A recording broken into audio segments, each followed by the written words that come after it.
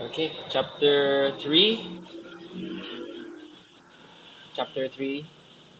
for Why Revival Tarries. A call for unction in the pulpit, action in the pew.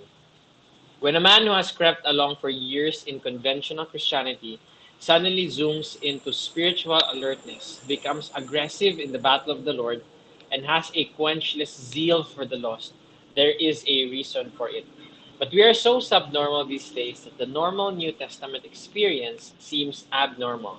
The secret of this jet propelled fellow we have just mentioned is that somewhere he has had Jacob like wrestlings with God and has come out stripped but also strengthened by the Holy Ghost.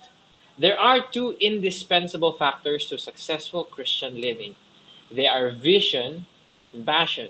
Men battle mountainous seas of human carnal criticism and storm the flinty heights of devilish opposition to plant the cross of Christ amidst the habitations of cruelty. Why? Because they have caught a vision and contracted a passion. Sir J.M. Someone now warns us lest we become so heavenly minded that we are of no earthly use. Brother, this generation of believers is not by and large suffering from such a complex. The brutal, soul shaking truth is that we are so earthly minded, we are of no heavenly use. Friend, if you were as good at soul cultivation as you are in developing your business, you would be a menace to the devil. But if you were as poor in business matters as you are in soul, you would be begging for bread. George Deacon drummed into my mind many years ago this fine bit of a spiritual reasoning. A vision without a task makes a visionary. A task without a vision is drudgery. A vision with a task makes a missionary. Well said. Isaiah had a vision when Uzziah died. Maybe there is some person in your way blotting out the full vision of the Lord. Spiritual expansion is expensive and at times excruciating. Are you prepared for vision at this top price demand? The loss of a friend of or a career? There are no reduced rates for revolution of soul. If you only want to be saved, sanctified, and satisfied, then the Lord's battle hath no need.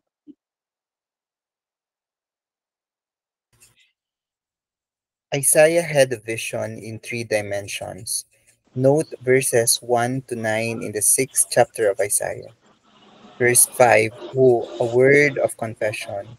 Verse 7, lo, a word of cleansing. Verse 9, go, a word of commission.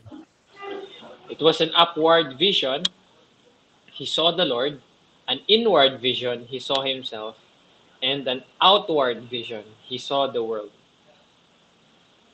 It was a vision of height. He saw the Lord high and lifted up. A vision of depth.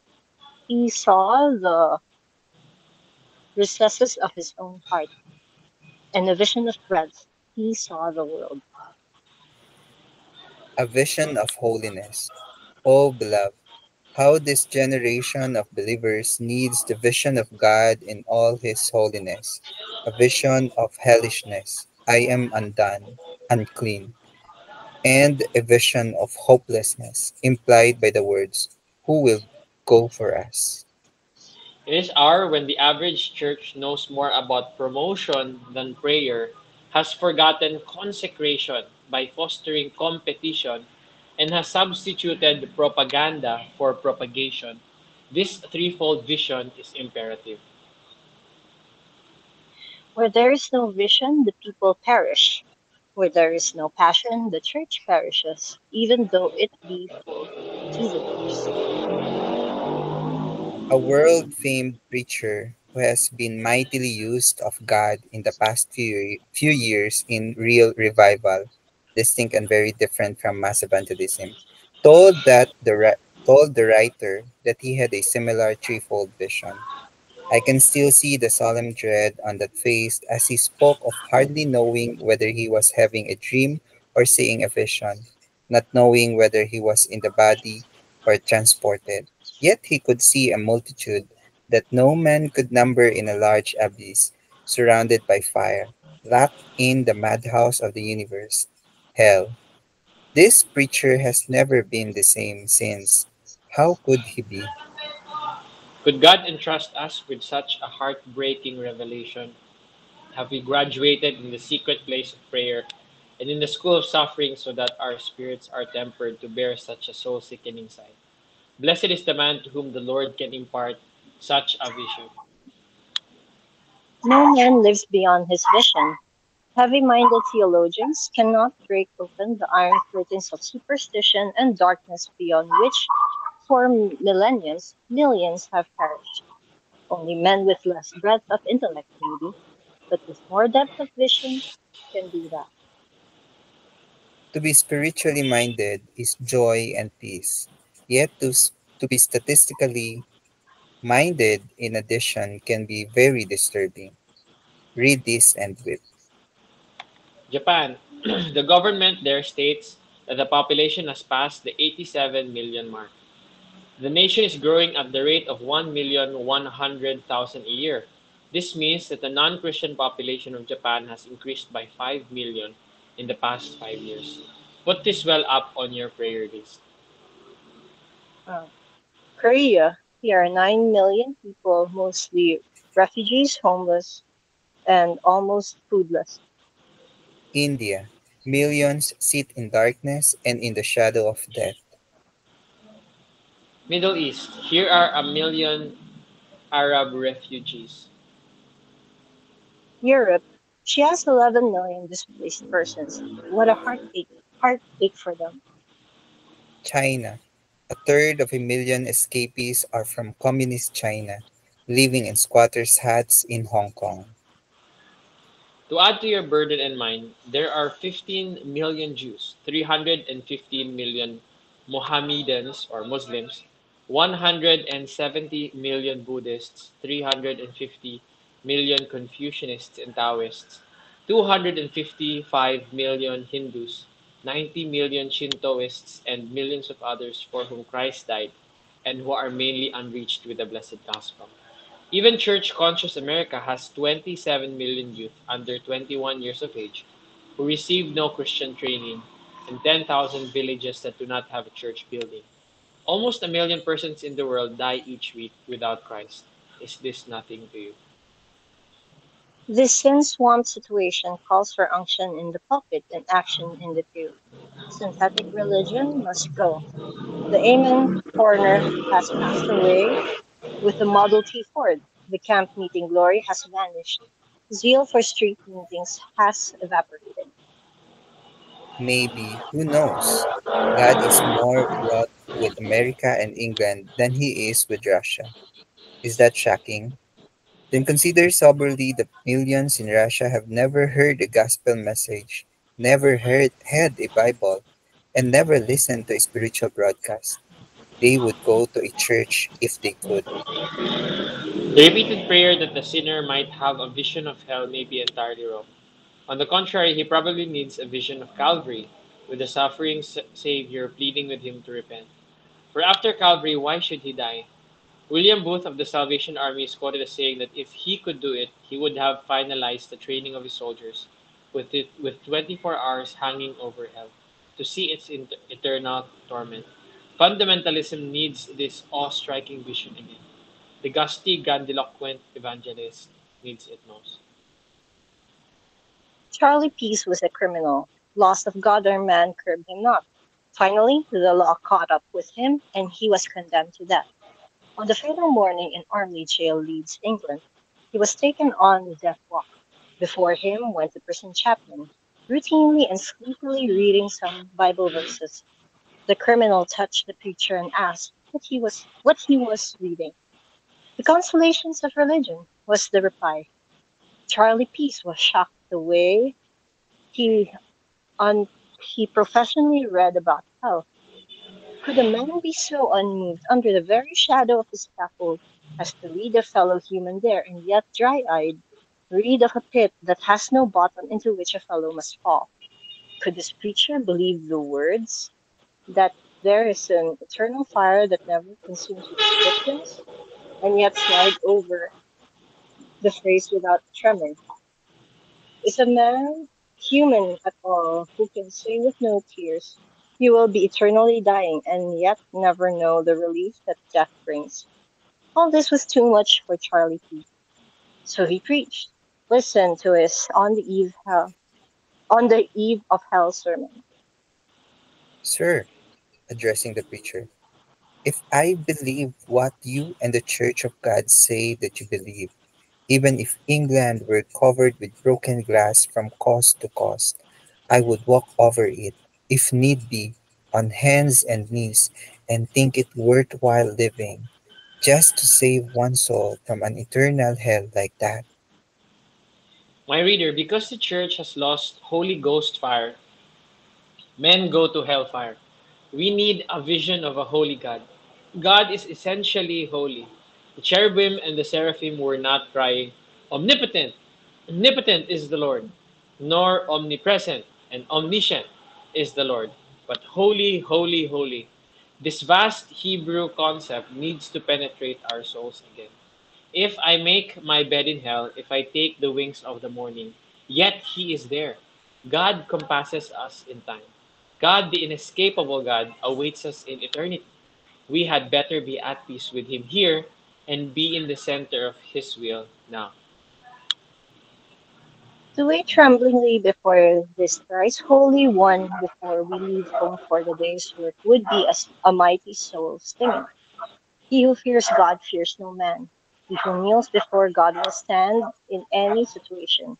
A daily glimpse of the Holy One would find us subdued by his omnipresence, staggered by his omnipotence, silenced by his omniscience, and solemnized by his holiness. His holiness would become our holiness. Holiness teaching, contradicted by unholy living, is the bane of this hour. A holy minister is an awful weapon in the hands of God. So said Robert Murray McCheyne. Before the experiences of the sixth chapter, Isaiah has a lot of who's for a lot of people. Now he sees himself and cries, Who is me?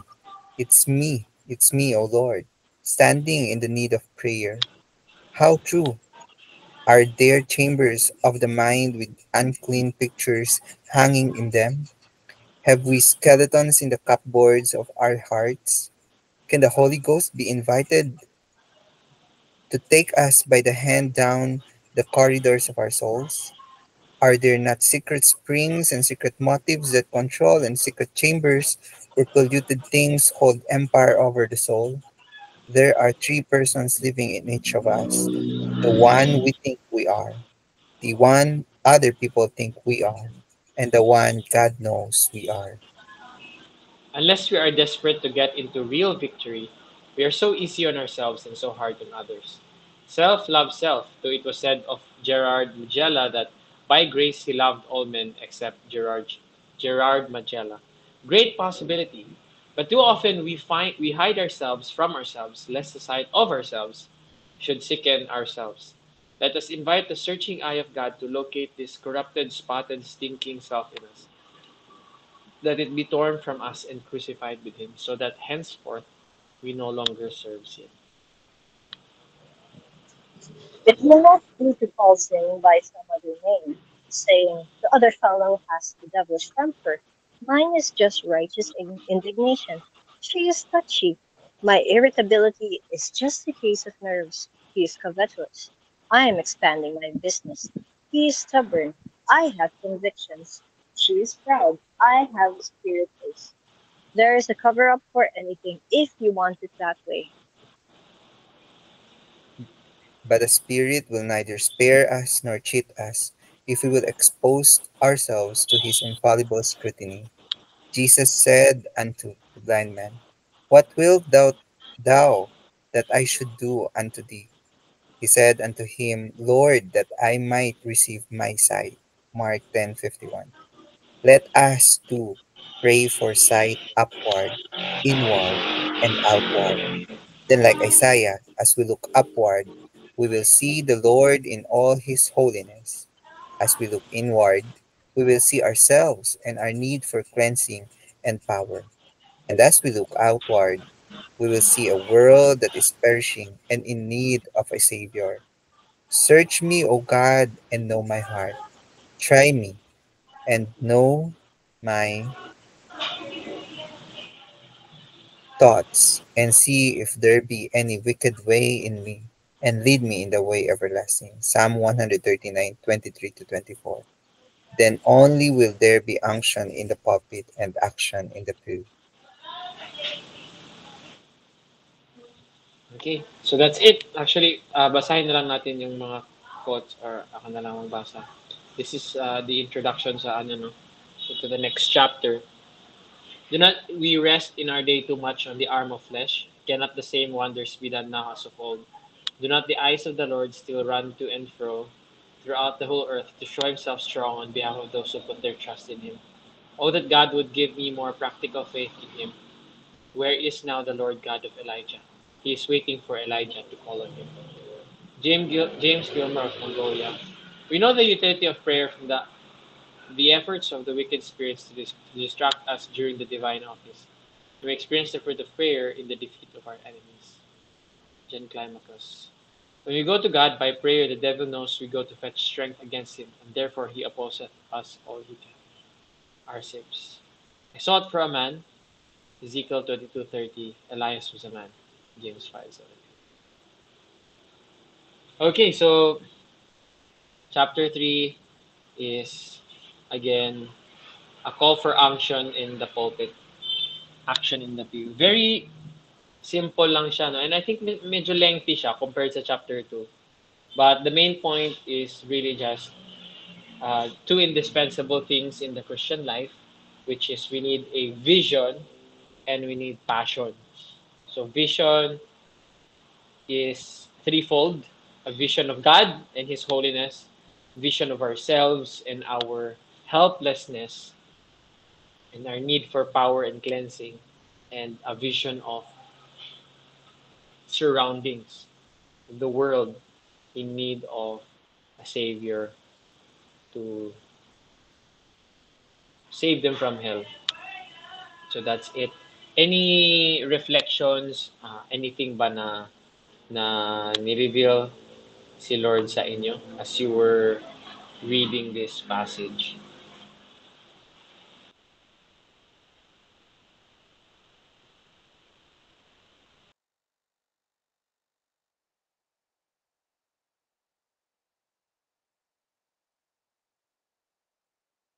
Sige, I'll start. Kasi parang ang tahimik pa ni Jim. Honestly, ako, as you know, narinig niyo ba ako? Very clear, sir. Yes. Oo, kasi I've worked in the, ano ba ito, for a very long time, sa youth ministry, no? I've been in the ministry for almost 10 years siguro, parang ganun. So, kasi iba talaga eh. Tapos right now, I'm not handling the youth ministry. And then, na-observe ko rin sa self ko. Like, because I'm in the outreach ministry and I'm not involved anymore sa mga youth activities and mga programs and activities nila. So, yung engagement ko siguro with the church plans and activities na ginagawa and all the preparations. Tapos, given na itong work ko ngayon, talagang hindi siya tulad dati. So, mas maraming responsibilities. Ang hirap nung pag-adjust sa time. So, wala ako masyadong involvement except having our every Sunday outreach ministry and also teaching in the Sunday school for the youth and young professional. So, yun. Bakit ko siya na-share tonight? In relation to yun nabasa ko. Maganda yung anyway, yung book na ito, it seems like parang same siya sa writer, si Tozer. Parang may pagka-Tozer style siya. Yeah, si Yung, Tozer is parang discipler or mentor ni Ravenhill. oh, Yeah. kaya, Small world, kaya. no?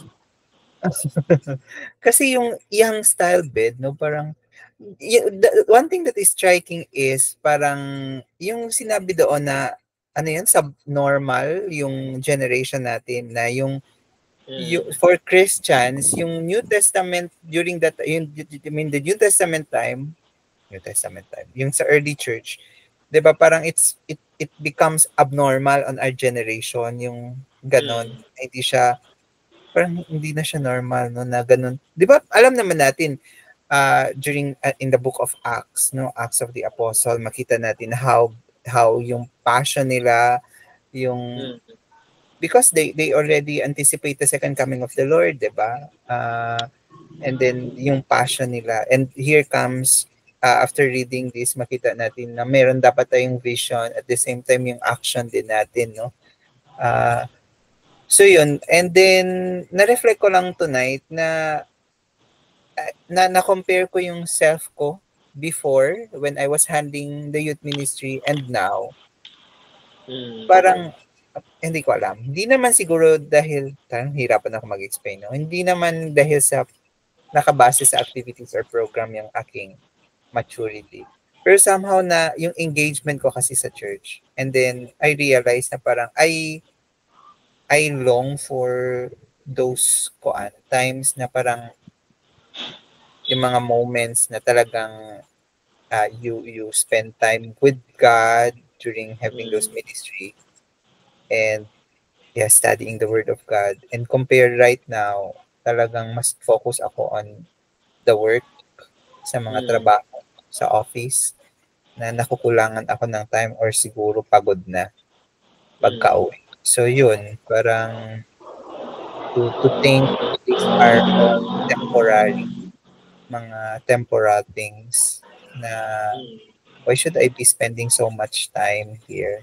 And then grabe yung sinabi nung isang kanina, 'di ba, yung isang testimony na Si ano yun, Charlie Peace, nasa yung yung criminal. sa death row na siya, Mm. no? Amazing. So, parang pwede we could also have that kind of heart. So yun, parang yeah, I really wanted to go back to the times where I first met the Lord, where when I first yung nag-convert ako, talagang nag-change ako.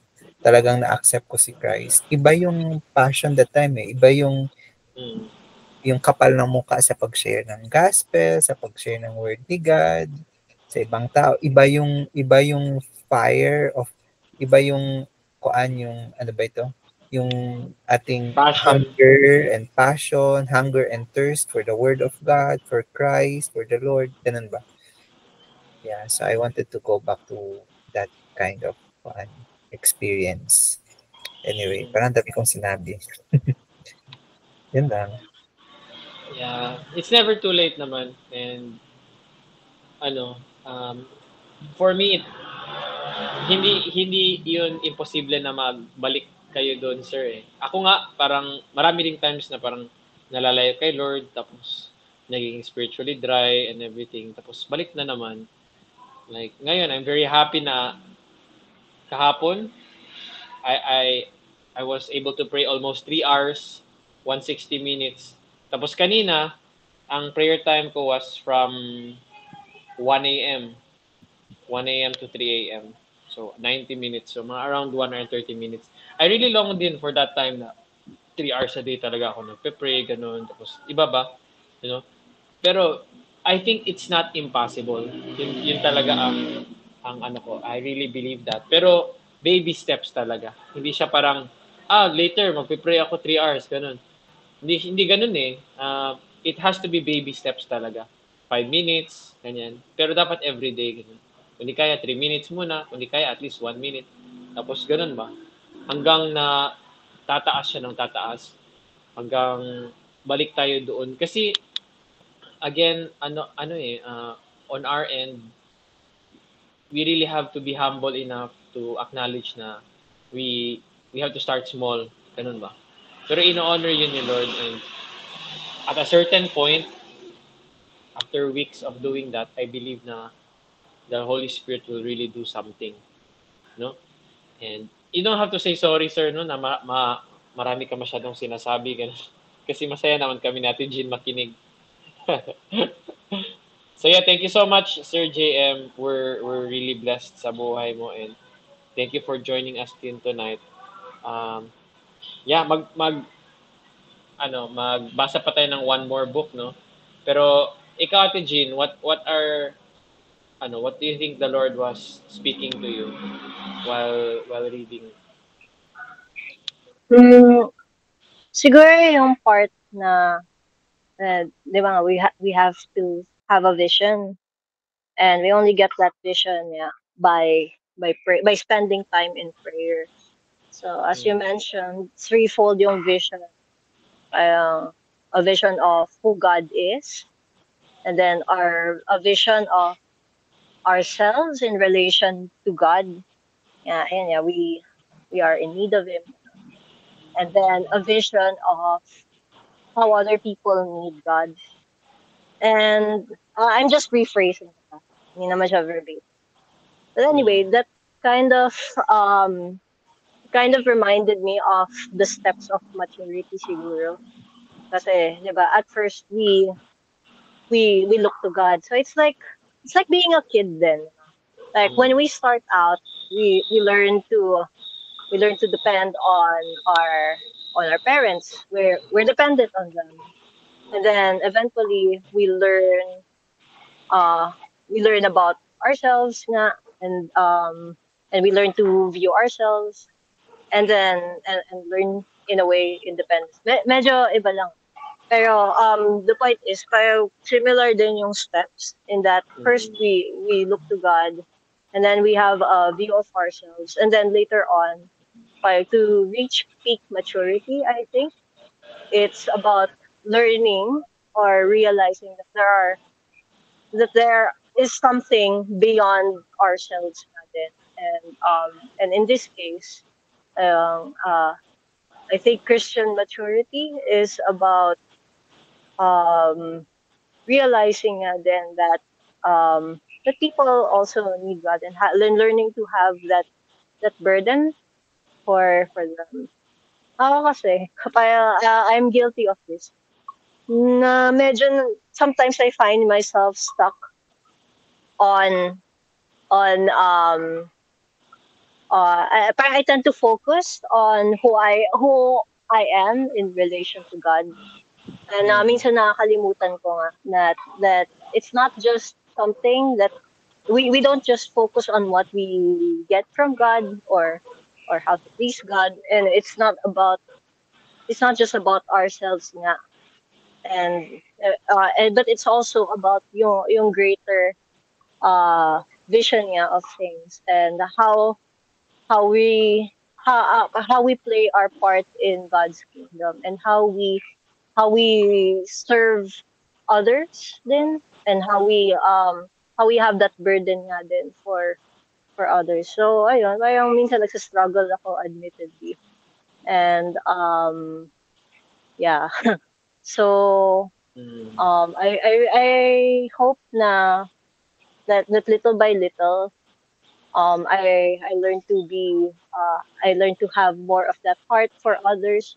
Actually, I do have that heart naman, pero minsan natatakot lang ako, or parang I grow too self-conscious, or in mm, short, I kind of lose sight of who God is, or who I am in relation to God, diba? That that I tend to forget that there is something else beyond me, and that there are other people in need of God, and that I also have to do my part in His kingdom. So, ayun, little by little, little by little, I have to remind myself na din through prayer and spending time with Him na kung ano ako in relation to God. And I also, of course, seek yung vision niya, yung direction niya for my life. So, yun. Thankfully naman, there has been growth on my end.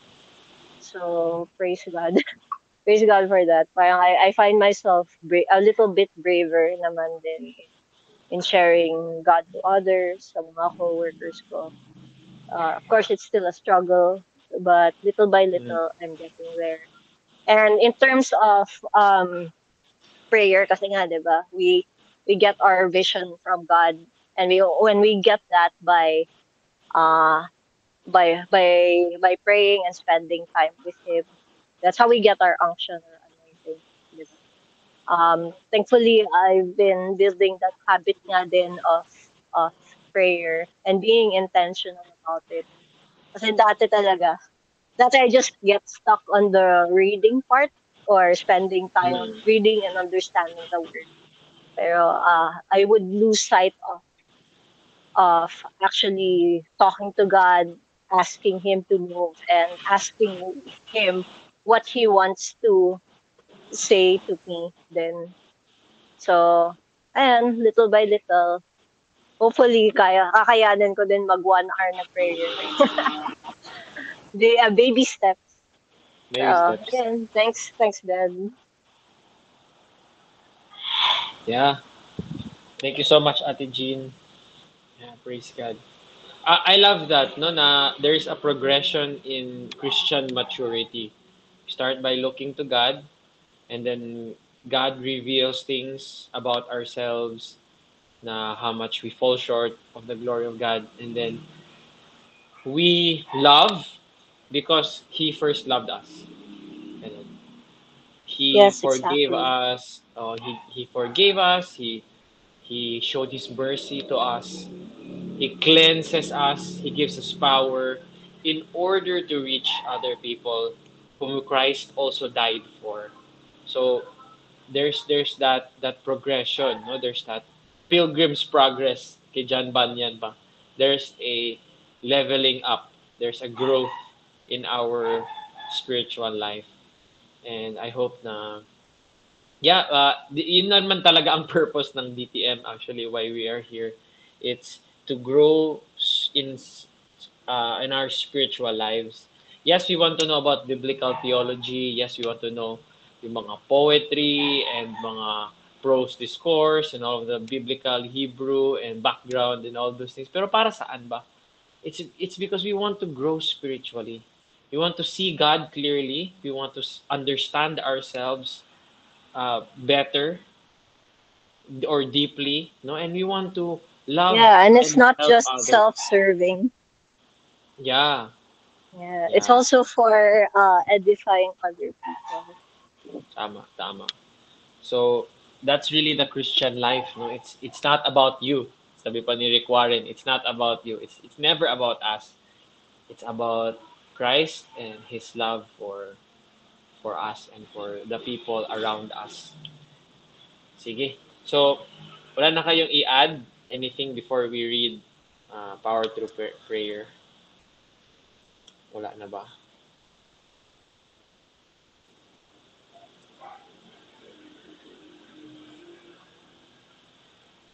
So, those are very excellent na mga reflections. Okay. So, ganun pa rin ang same order as kanina. Ako ang first and then si Ate Jean. And then after Jean, Ate Jean si Sir JM. And then ako ulit. So chapter 3 of Power Through Prayer by E.M. Bounds is the letter Killet. Okay. During this affliction, I was brought to examine my life in relation to eternity, closer than I had done when in the enjoyment of health.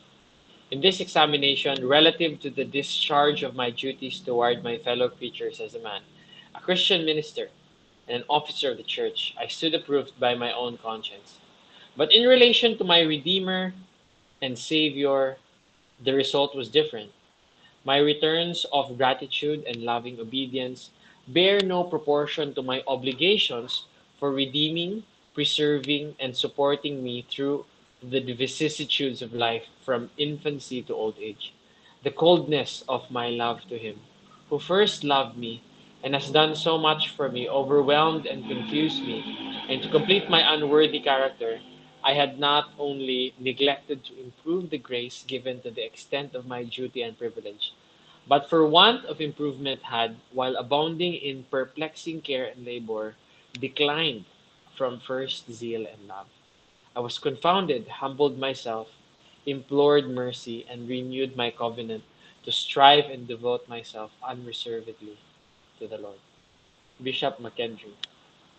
The preaching that kills may be, and often is, orthodox, dogmatically inviolably orthodox. So for those who are not familiar with the terminology, no, orthodox means correct doctrine. Basically, ito na yung most essential doctrines are right, like the Trinity, the infallibility of God's Word, the primacy of Scripture, and the supremacy of Christ. So basically, that's orthodoxy. No, it's basically correct doctrine. You're in the you're evangelical, for example. You're hindi ka into heresy. So the preaching that kills may be and often is orthodox, dogmatically, inviolably orthodox. We love orthodoxy. It is good. It is the best. It is the clean, clear cut teaching of God's Word, the trophies won by truth in its conflict with error, the levees which faith has raised against the desolating floods of honest or reckless misbelief or unbelief.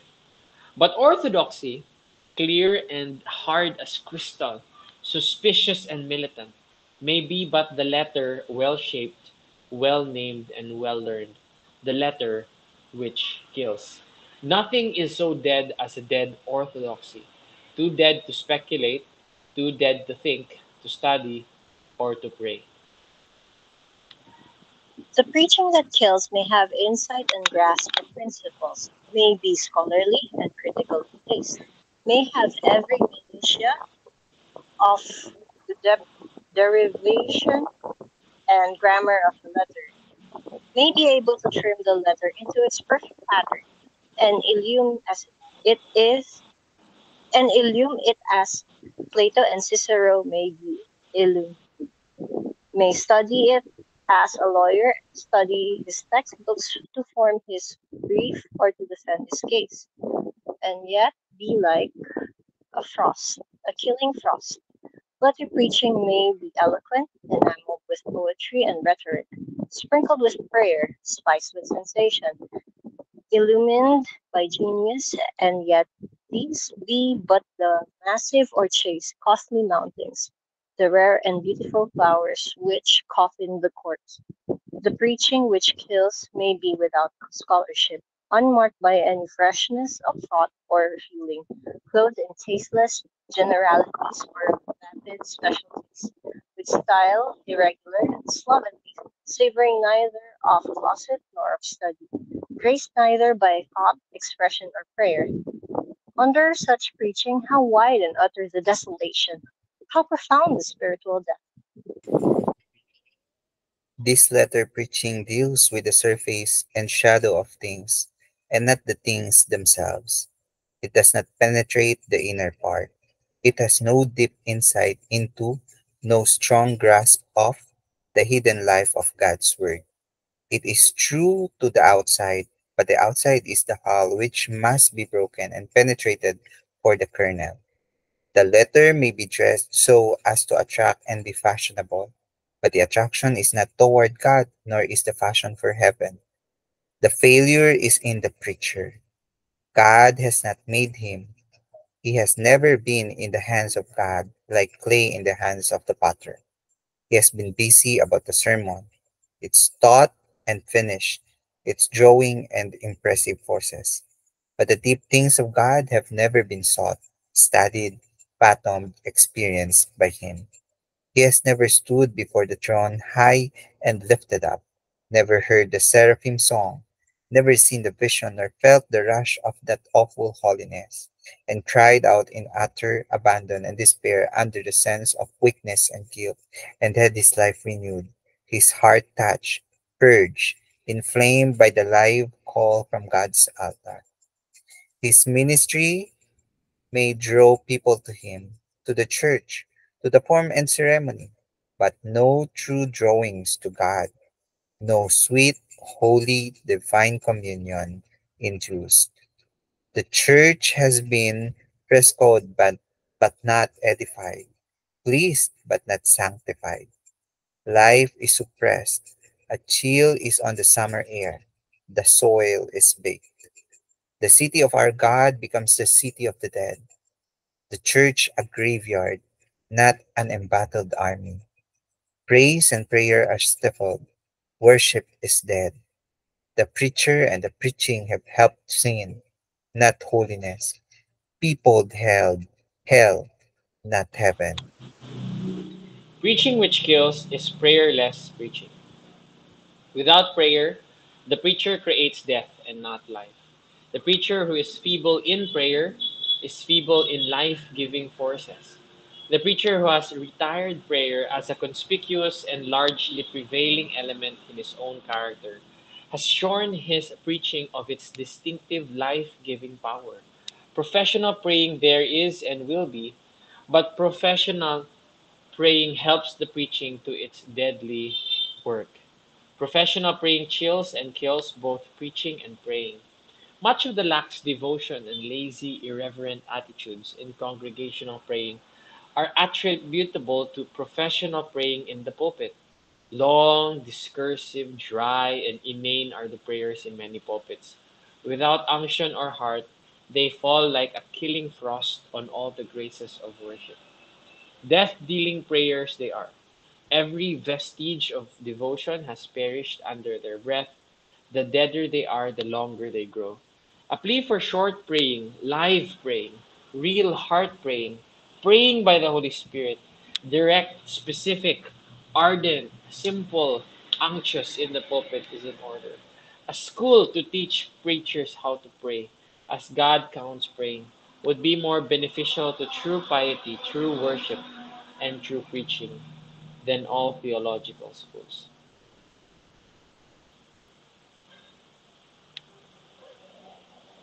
Stop. Pause. Consider. Where are we? What are we doing? Preaching to kill? Praying to kill. Praying to God, the great God, the maker of all worlds, the judge of all men. What reverence? What simplicity? What sincerity? What truth in the inward parts is demanded? How real we must be, how hearty. Prayer to God, the noblest exercise, the loftiest effort of man, the most real thing. Shall we not discard forever accursed preaching that kills and prayer that kills, and do the real thing, the mightiest thing? Prayerful preaching, life creating preaching. Bring the mightiest force to bear on earth, on heaven and earth, and draw on God's exhaustless and open treasure for the need and beggary of man.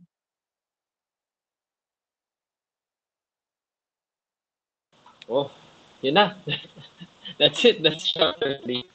It's very short, no? Pero, again, ano siya talaga, full package na siya.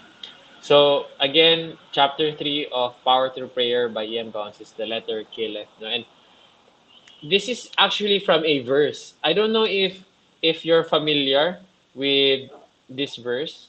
Have you, can anyone recall? The letter kills, but the spirit gives life.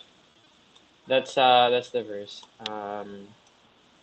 2 Corinthians 3:6. Yeah.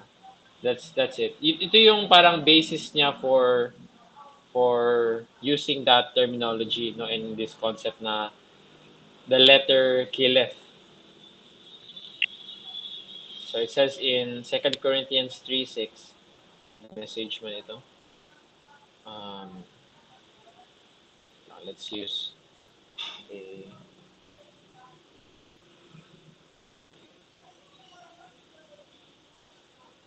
yeah. Also hath made us able ministers, not of the letter, but of the Spirit.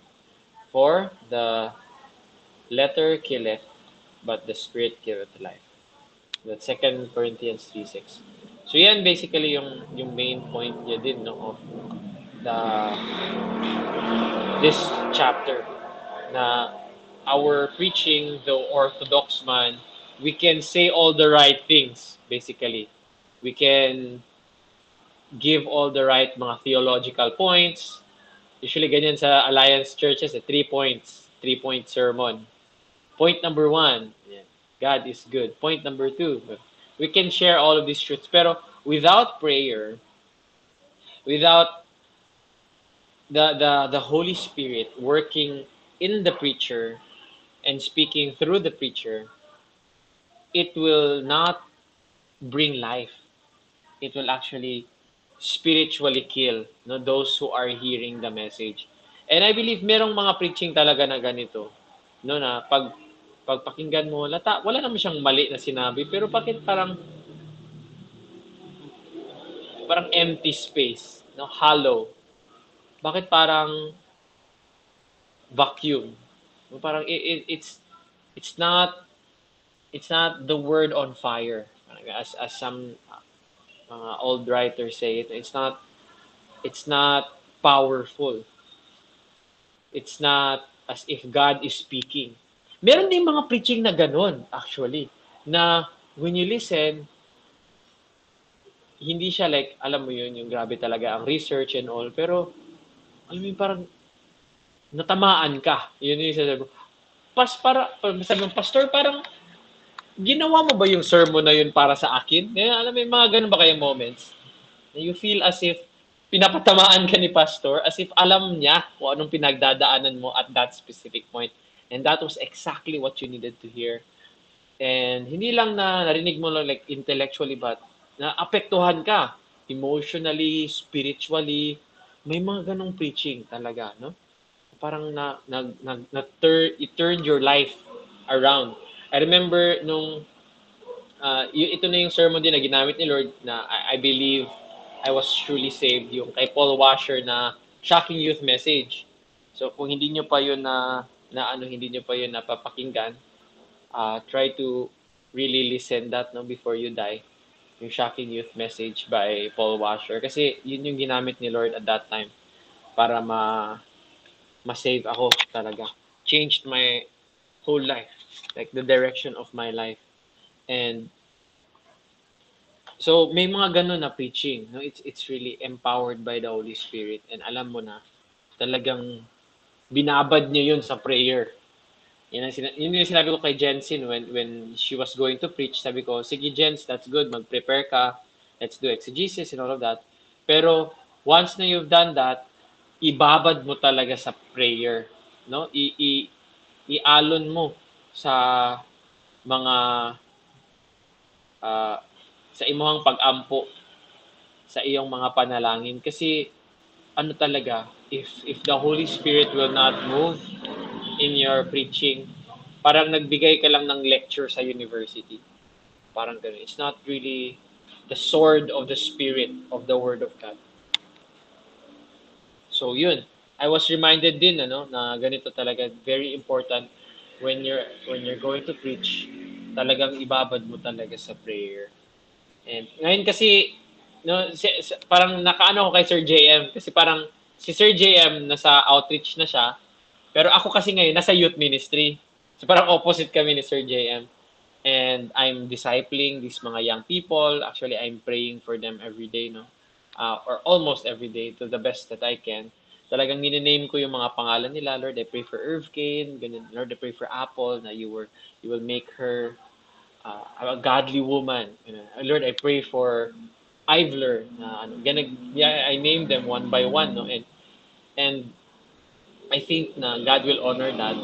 Pero pag sa preaching na or sa nag-Bible study na kami, parang I feel as if parang I'm it's not really the Holy Spirit ba yung ginagawa ko. It's as if it's still by the flesh yung pagba-Bible study ko. I put in a lot of effort, oo. I put in, parang I try to focus and be intentional and all of that.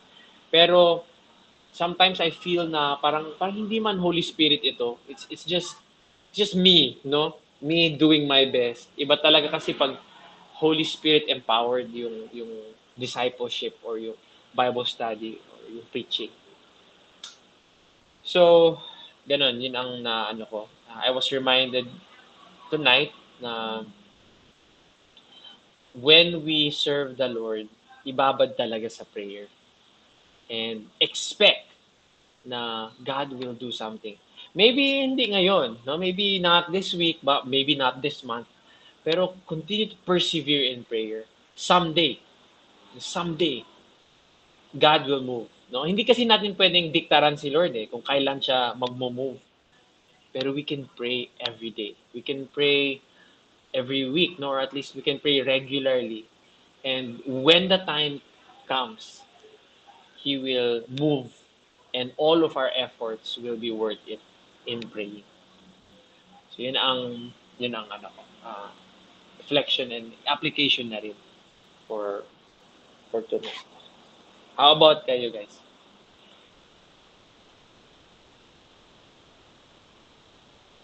Ako ay, naka-record tayo, Bed, no?